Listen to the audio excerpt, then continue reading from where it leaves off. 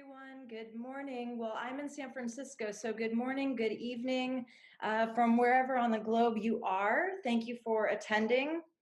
My name is Patricia Dugan. I am the head of community at Containous, and we're super grateful that you're joining us for the first Traefik Online Meetup. At Containous, what I do is design and execute community marketing initiatives such as this online meetup. And I strive to assist our team in ensuring that we have a healthy and vibrant community. As you know, Containous is the company behind Traefik, and Traefik is an open source cloud native edge router. Today we have our online Traefik meetup, the first in the series.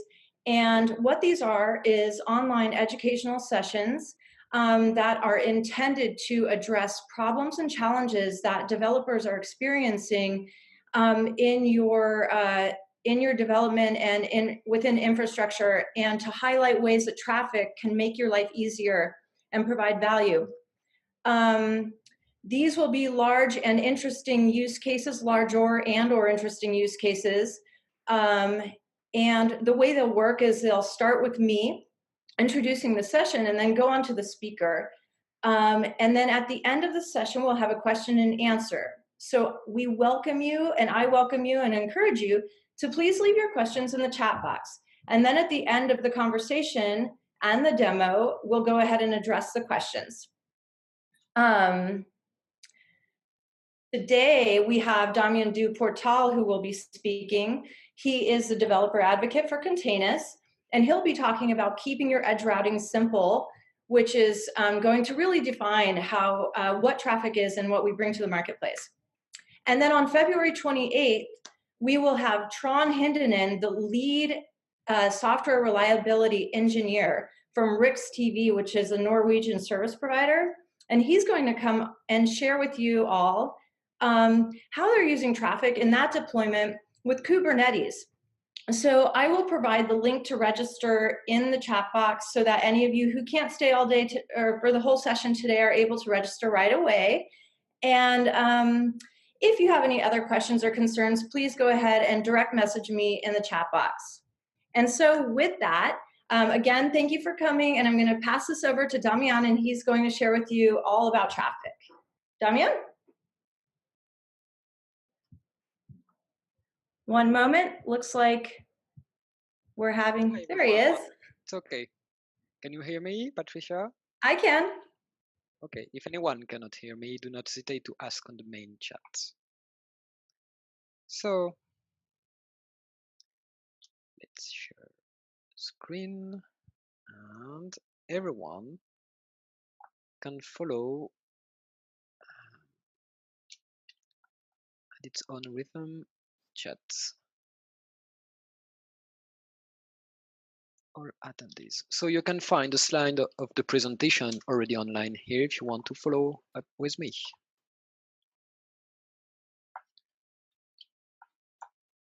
Okay, so everything so far so good. You can see my screen, Patricia. So far so good, looking good. Okay, then let's go. Okay, so welcome to that talk about keeping the routing simple with Traefik. So first of all, how to use these slides, just in case you want to follow, use the left and right arrows of your keyboards or on the web browser to navigate across chapters, and use the top and bottom arrows to navigate inside a single chapter. At any moment, if you are lost, you can use the shortcut O to navigate and have an overview of the whole system. So hello, I'm Damien Duportal. I'm currently developer advocate for Containous for the project, open source project Traefik.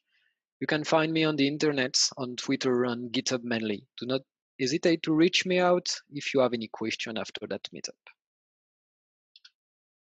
So Containous, just a word about the company. It's the company behind the product Traefik. We sell enterprise edition and commercial support of Traefik. We deliver the company and are committed to the open source project. So we are a tiny company, mainly composed of technical experts, and we are distributed. So the first question, because I learned years ago to start with the why, is why Traefik? Because we want to keep routing simple, that's one thing, it's a tool, but why that tool? What problem does it solve? So as you may have known, since the last decades, there were, let's say, a lot of trends in the software architectural patterns.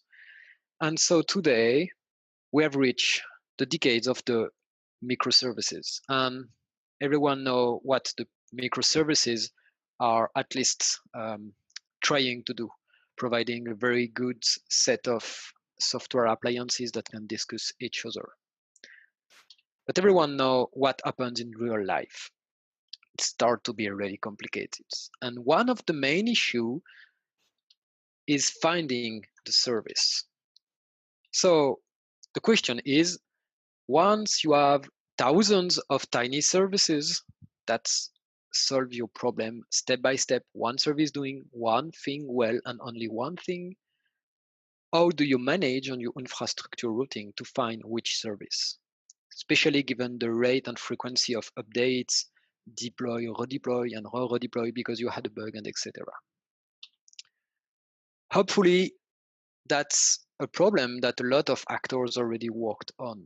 We had tons of tools on the cloud, on open source, on even on closed products that helps to manage that. From containerization that helps us simplify the deployments and the portability, orchestration system, cloud libraries that you can integrate on your own code, etc., and cloud services. You have tons of tools. However, one main issue with almost all the tools we have today for managing microservice or helping is that you have to write configuration file. So that one is YAML. It's a pretty common joke. It means not only you need to know syntax, but also semantic and relearn it for each tool. So this is where the person who built Traefik had an idea.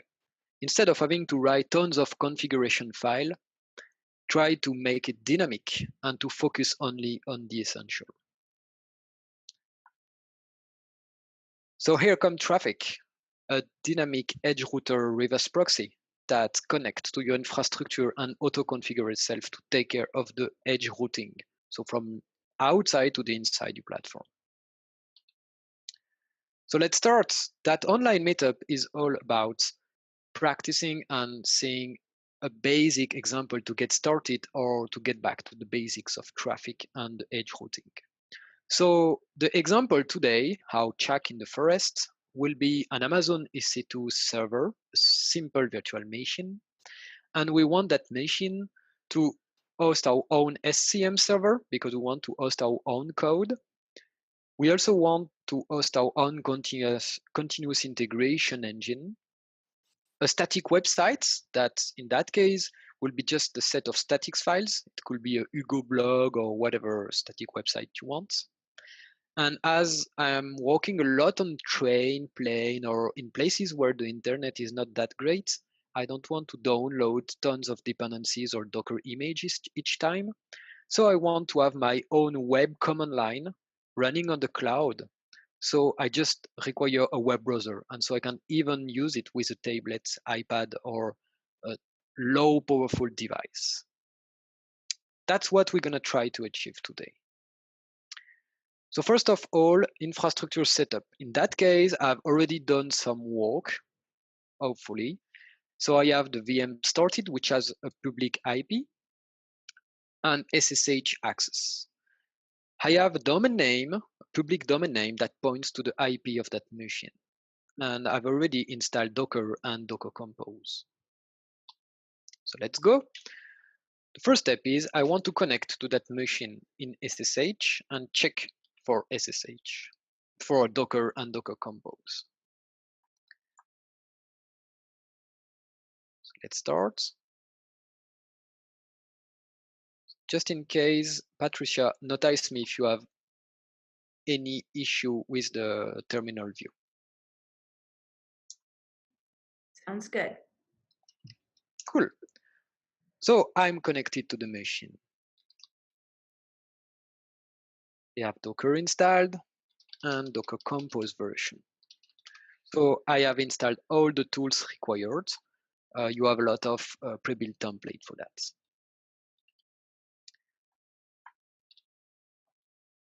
So I invite everyone to try to open the link. That is the public hostname pointing to my machine. What is the result? As we can expect, there is nothing running right now on that machine. This is the startup point where we go. So the first step is Traefik. We are going to start Traefik and configure it with the most minimalistic setup, and then we'll iterate by adding services. So in that case, I'm going to create Docker Compose file. So if you are not at ease with Docker Compose, I invite you to take online training on this. But the concept is we have a YAML file and we describe services. In that case, I have a service named Edge for Edge Router that works with Traefik 177. It has the minimalistic setup. It means we just tell Traefik to listen to Docker, which is the flag we have here. And we share what we call the Docker sockets. It's a way of communicating to Docker. So Traefik will act as a Docker client and Docker as a Docker engine. Finally, as Traefik should be the entry point to our platform, I'm exposing the HTTP and HTTPS ports to the public. So let's start with that minimalistic setup.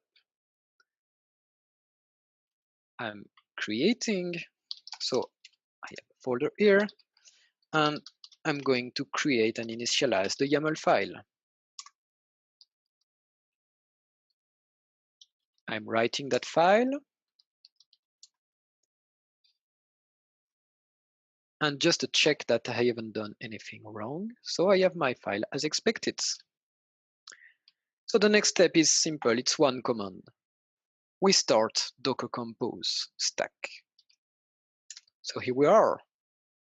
So Docker Compose takes care of downloading everything, and it creates our service. Traefik is running. It's listening on the HTTP and HTTPS ports.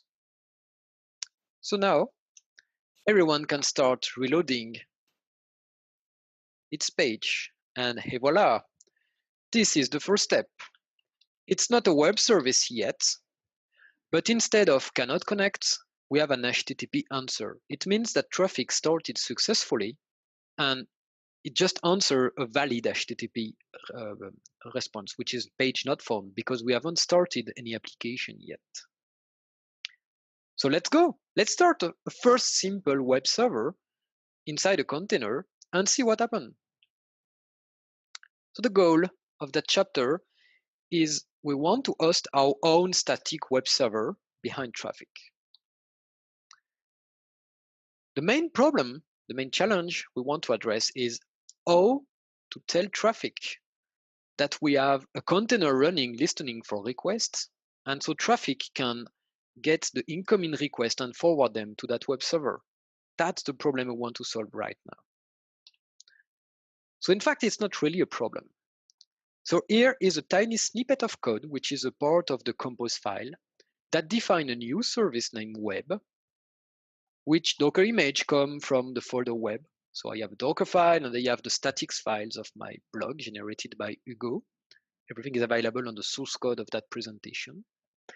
And the only thing is, the person in charge of that service express using a label that that web service should be reachable on that hostname, which is our public hostname. So let's edit the file and create and start this service.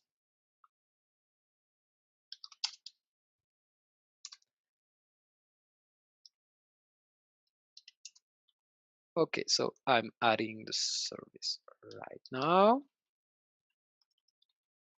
Oh yeah, magic of copy and paste. Okay.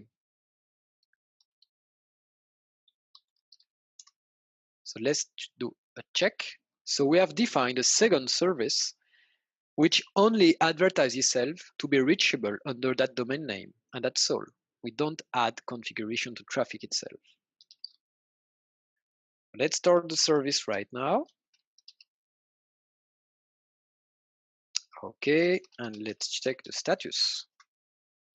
Now we have two services running, a web server with its own static files and Traefik.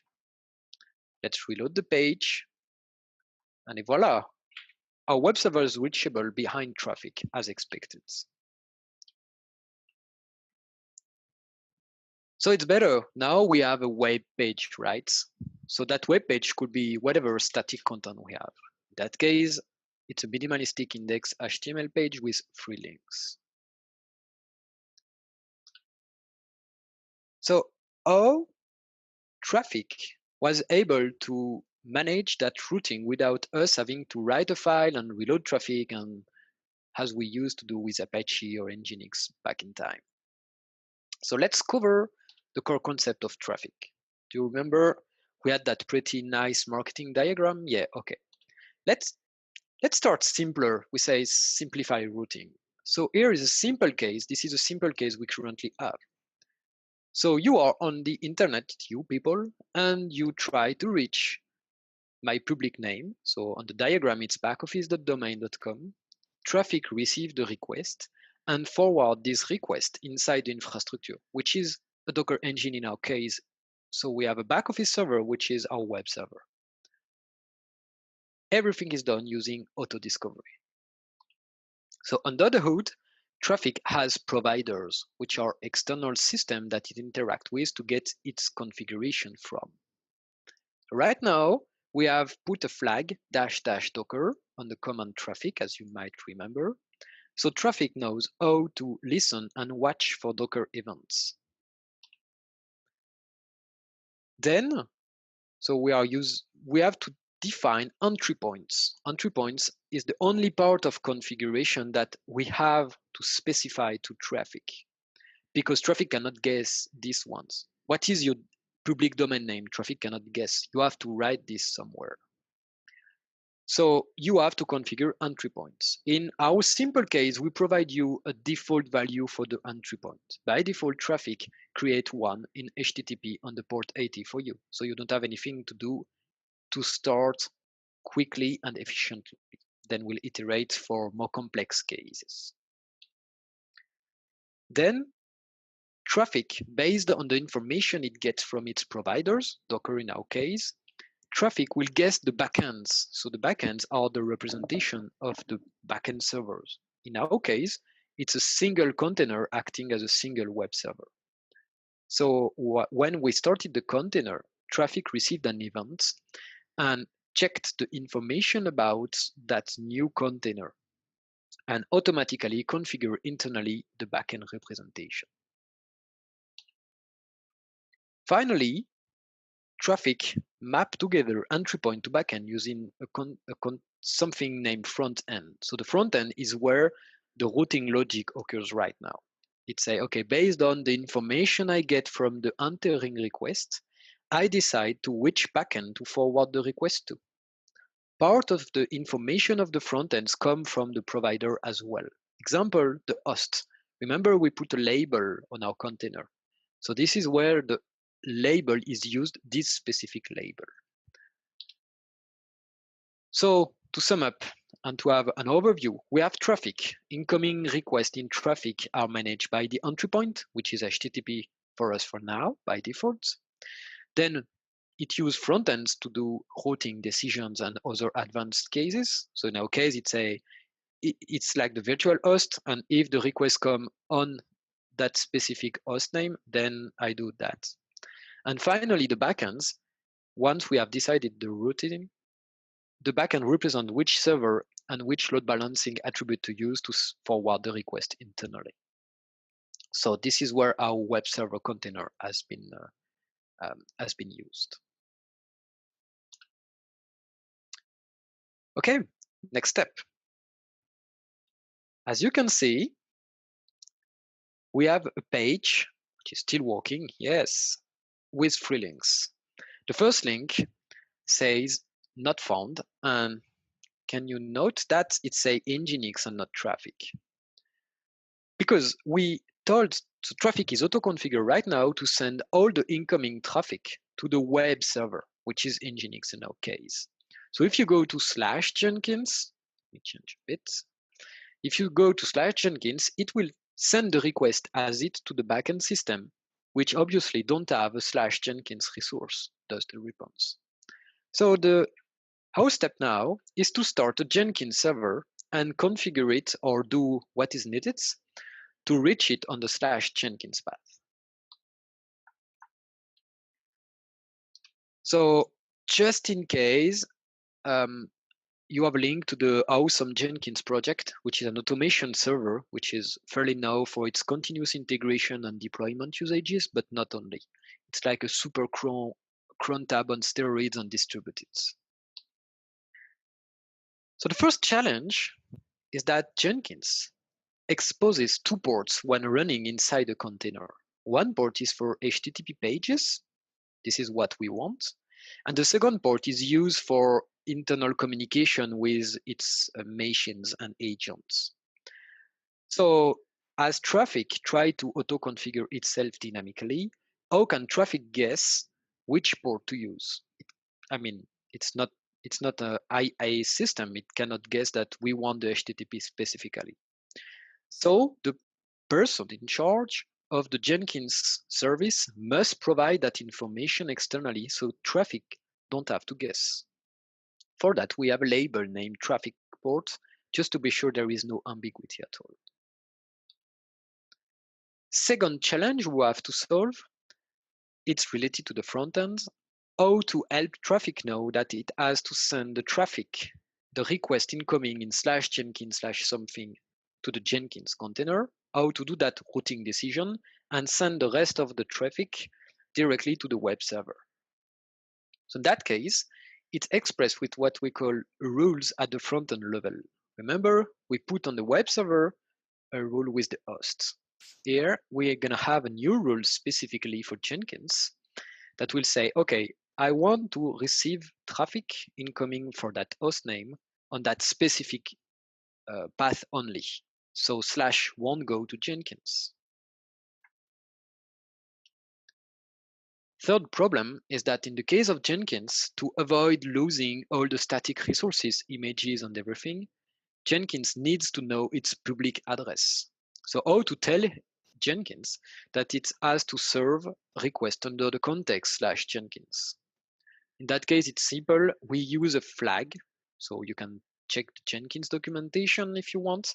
And we pass that flag option directly as an environment variable to the container. So we don't have to manually do it inside Jenkins.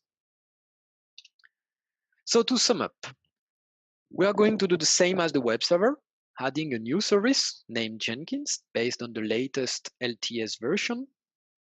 It exposes the two ports we referenced earlier. And we add an environment variable to configure Jenkins to be ready to receive requests on /Jenkins. And we had two labels to help Traefik dynamically configure itself. So let's go. I'm adding that piece of YAML.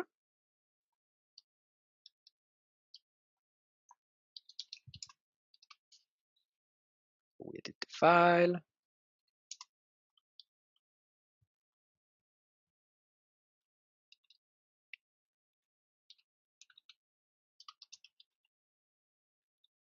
Okay.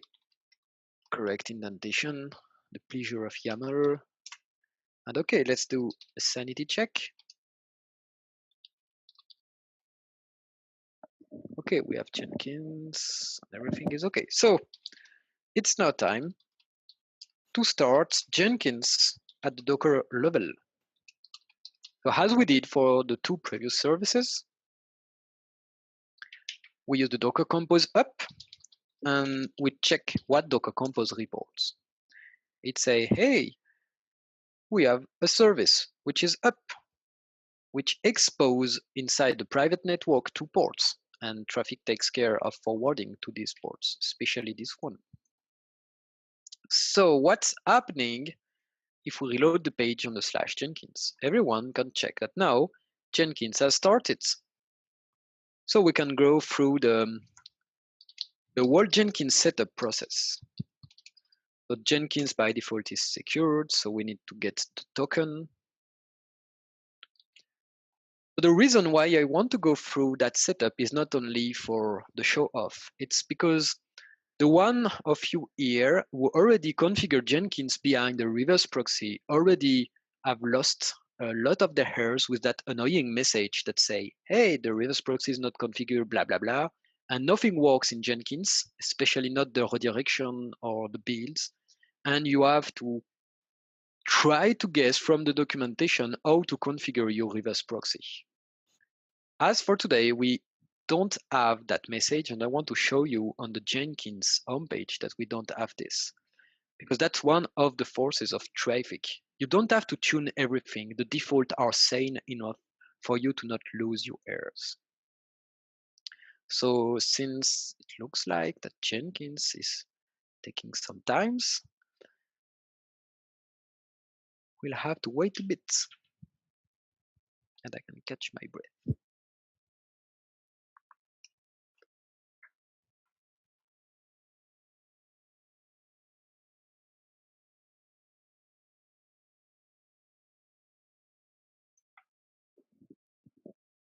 Okay. So we continue on Jenkins, still on our own. Jenkins correctly and dynamically guessed the public host name, which corresponds to what we have on the address bar.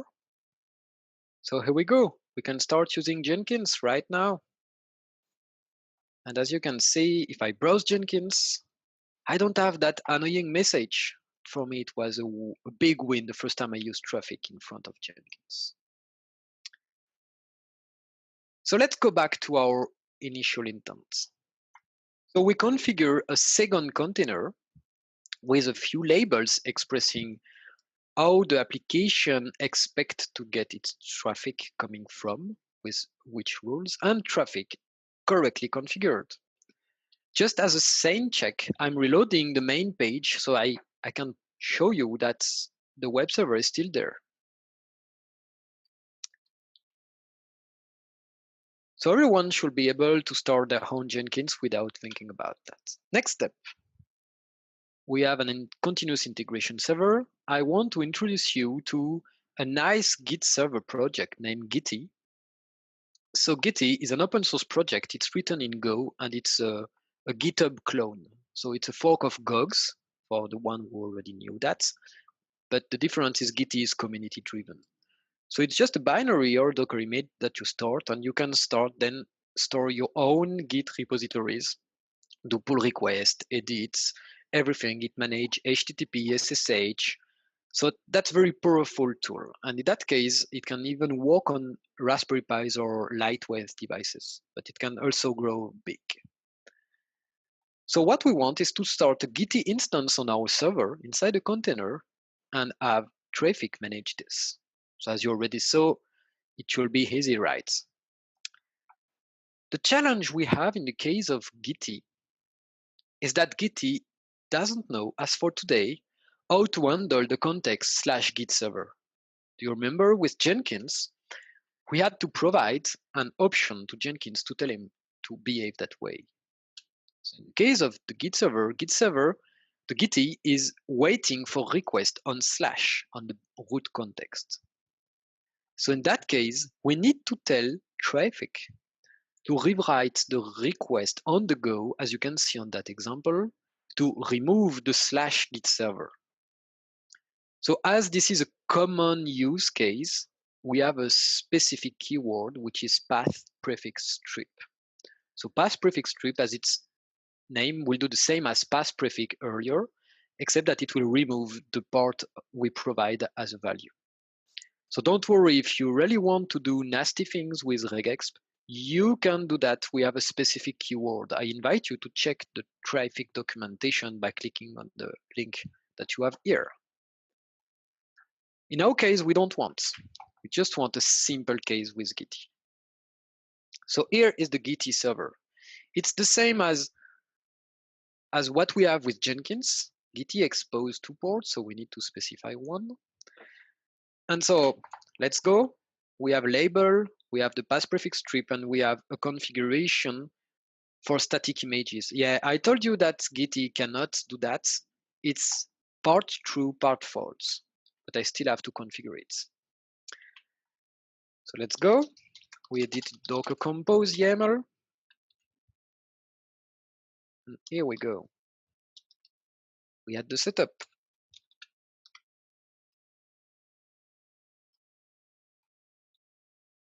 It started to be fairly common. So I had the contents and I start the stack immediately.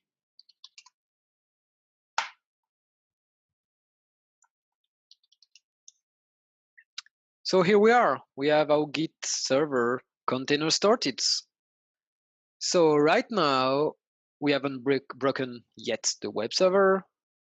Jenkins is still there, and we can access the Gitea Git server.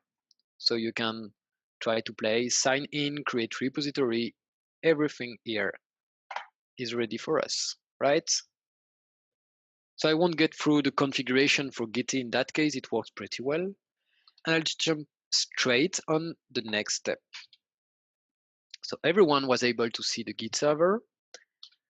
Now it's time to the web command line. So that time I present you, let me introduce you to TTYD. TTYD is a tiny library I discovered years ago that provide a web terminal. See, it's just a way to share a terminal of a Linux instance across on a web server.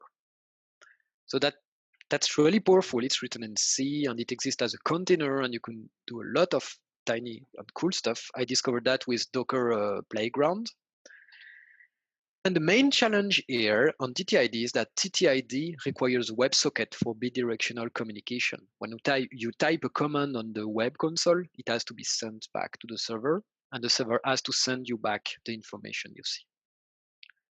So that's not really a problem with Traefik. Out of the box, it supports WebSocket. You don't have any configuration to do. So that's easy. I use the official TTYD image, and we just require one label that say, get the traffic coming on that hostname specifically on that prefix. So TTYD don't know how to use context like Git server, so we have to use again the pass prefix strip to remove the /TTYD in the URL. Okay, so let's start this one.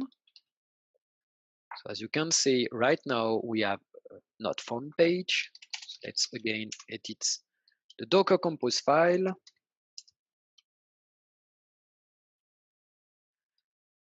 I need to improve at VI. So I'm starting the TTYD service. It started. So let's reload the page. And here you are. You have a complete terminal.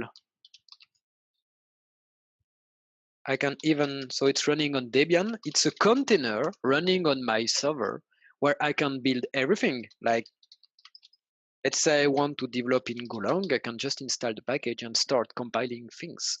So it will use the computing power of Amazon instead of my own machine. And it's better for downloading dependencies. So let's go back to our main subject. We have deployed successfully 4 services behind Traefik, and it's served. So last step of that meetup today. Have a look at this.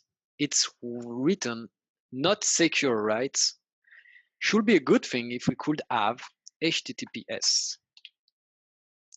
So what we want is having HTTPS by default in a secure way with certificates. But the thing is that as a lazy engineer, I don't want to care about renewing those certificates. I want a system to manage that. I want this to be automated. And obviously, since all the links inside that presentation are redirecting you to the HTTP, we want you to be redirected automatically to HTTPS. So for that, for the certificate part, we'll use Let's Encrypt, which is a free system to get certificate for your domain name in a few seconds. It used a protocol named Acme that it will cover briefly in the next slides.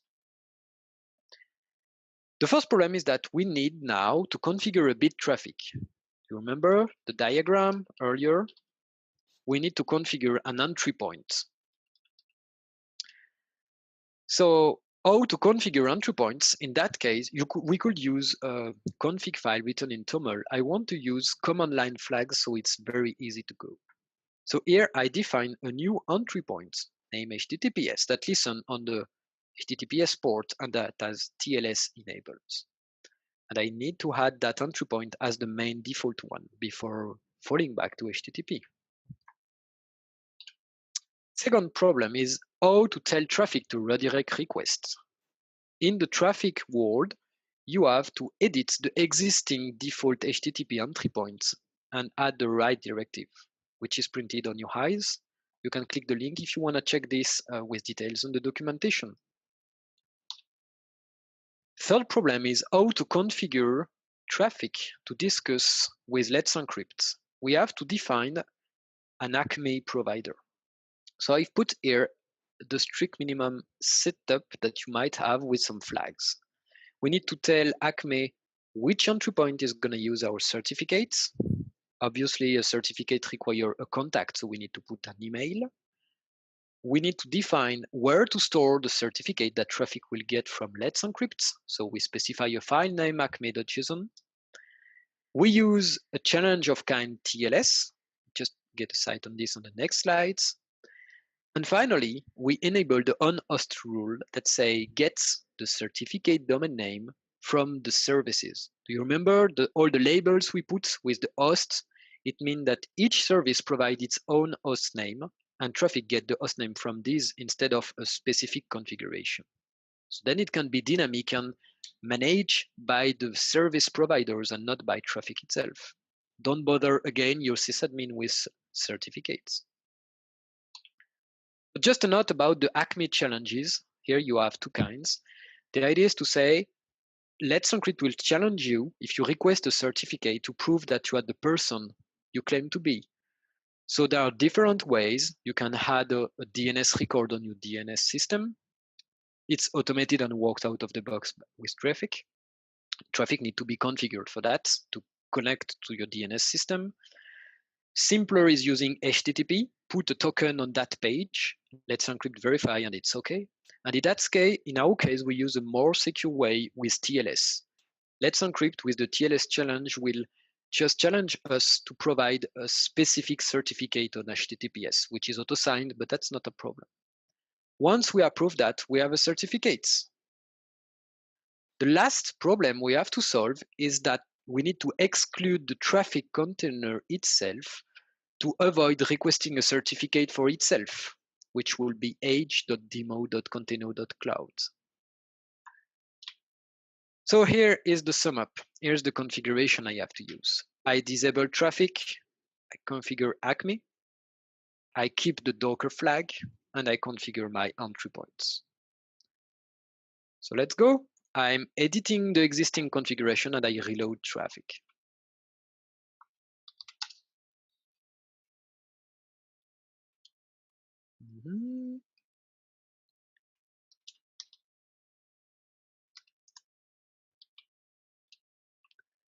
Labels, traffic, everything is okay.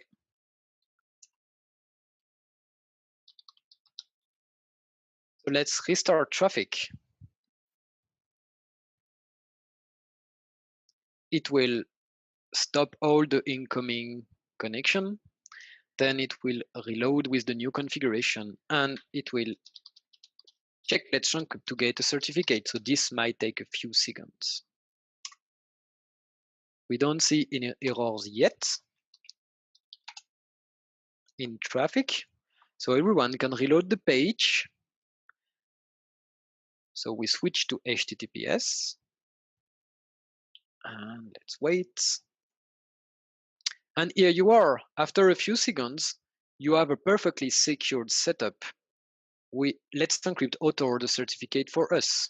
So all the page can be reloaded and you see that the log appear and you are using HTTPS with success, even with Jenkins, which can be hard to manage at that level, right?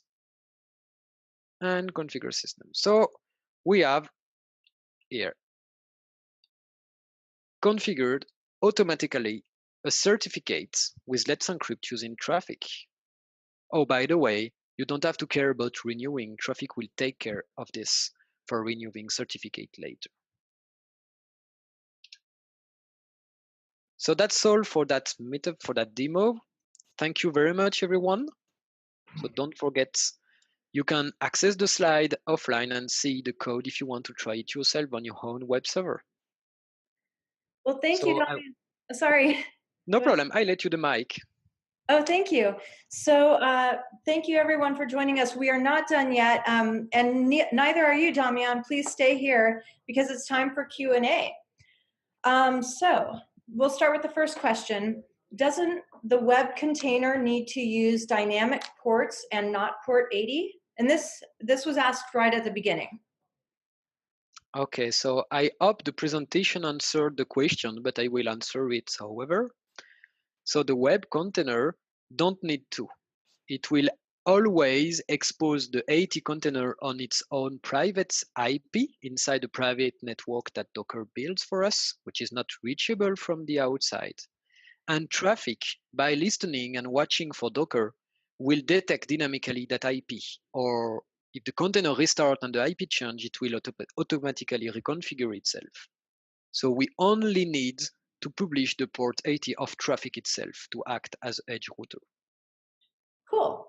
And the next question is, could you create the Jenkins link also with a host jenkins.demo.containous.cloud and no other option, i.e. no tweak on Jenkins, no path prefix, etc. Only add another entry in your DNS? Yes, totally.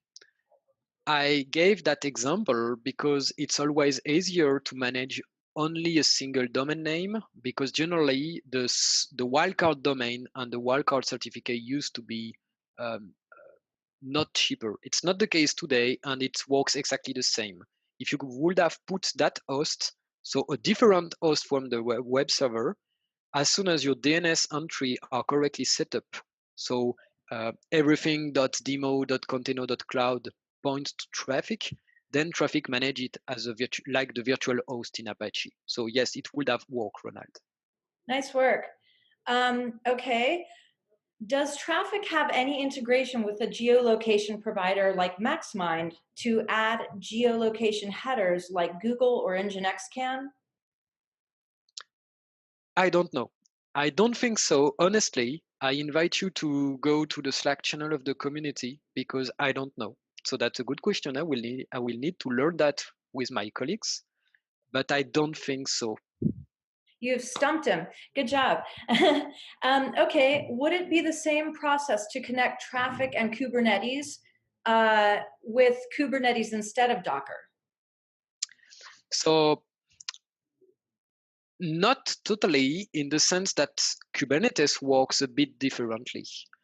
In the Kubernetes world, Traefik acts as an ingress controller, which is a way in Kubernetes to define an object for ingress requests.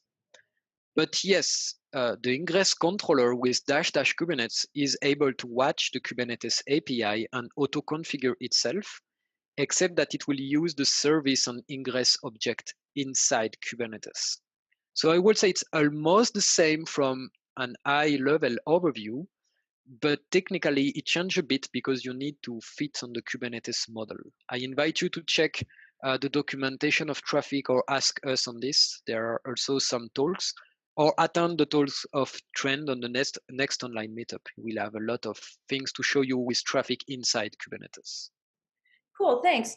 And now we have a lot of questions coming in. So what we're going to do is after this webinar wraps, this video will be become a YouTube video.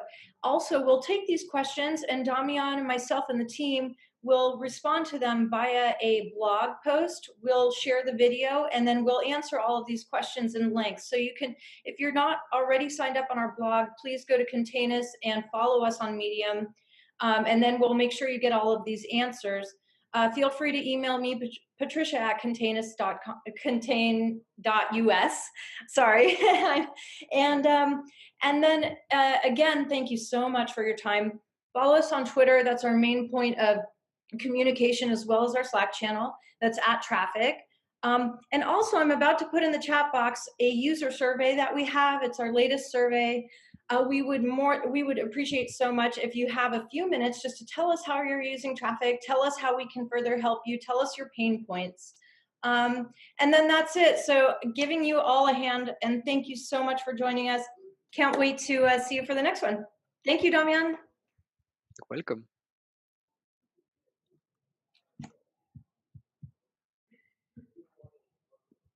Have a good day.